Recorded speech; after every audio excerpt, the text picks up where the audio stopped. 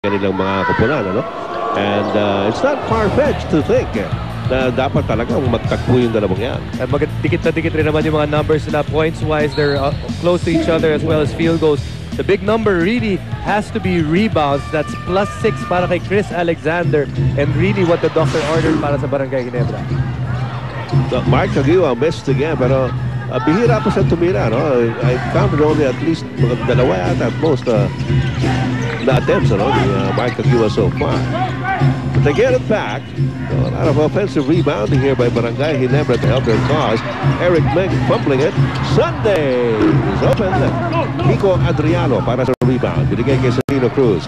Salino Cruz, tinitignan ng kanyang mga kasama. Meg Pinesi over to Kiko Adriano. Labang kay Mark Caguioa. Stop and go. Action. Ayun na naman. Inagaw na naman. Ito si Pal Artade. Goodbye.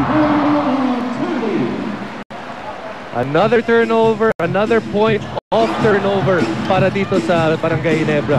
Samantala si Mike Rayback comes up with an air ball. Jojo Duncil is blocked underneath by Eric Meng. Salvacion binigay kay Rafi Rivas. Dinabas Jojo Duncil. Inagaw. Duncil tuloy-tuloy. And a reverse layup for Jojo Duncil. Former UST stalwart. Wide open. Tian Tresian para kay Mark Caguioa. A miscommunication on the part of Duncil and Adriano, kaya na-libre si Mark Caguioa. And you can't leave him open. Ito si Mark Caguioa. Jojo Duncil goes the other way.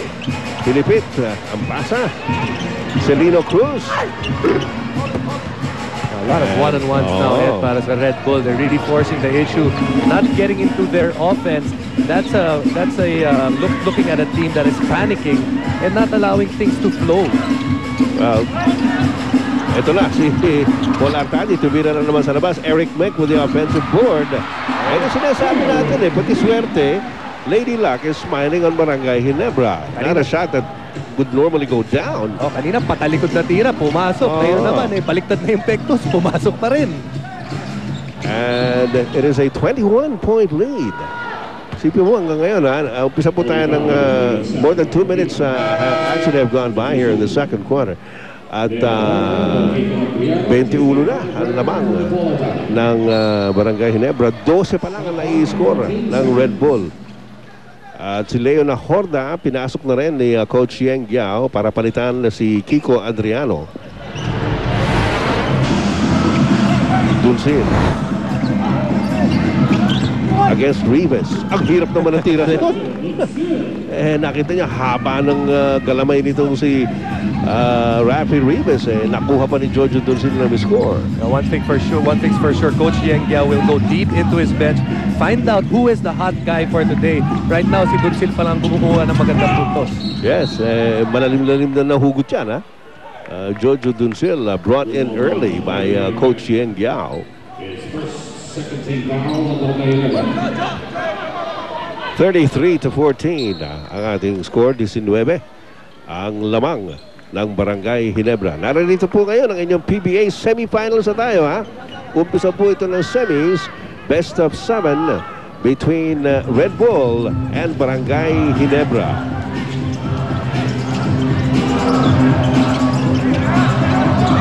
Leo Horda. Pinisi.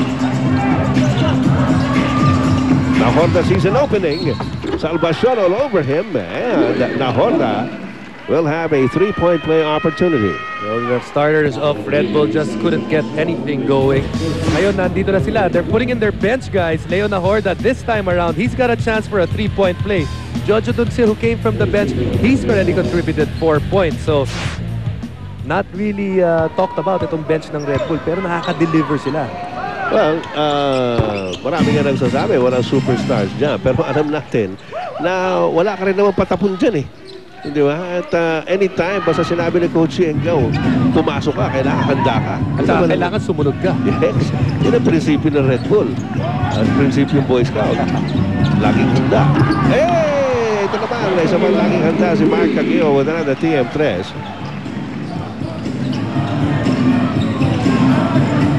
Vic Pinesi, back to Horda. Na Honda subaksak. And the loose ball picked up by Rafi Rivas.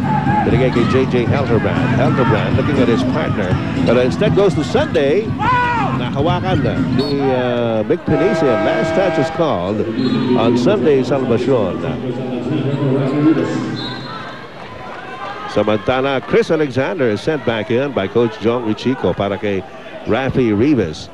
Si Adam Parada ng Red Bull nasa bench pa rin. At na-report nga kanina ni Patricia Hizon na medyo may iniinda si Adam Parada.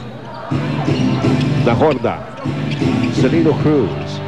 Mick Pinesi from way out. Yeah, finally. TM3 para sa Red Bull courtesy of Mick Pinesi. He's got 5 points in the game so far.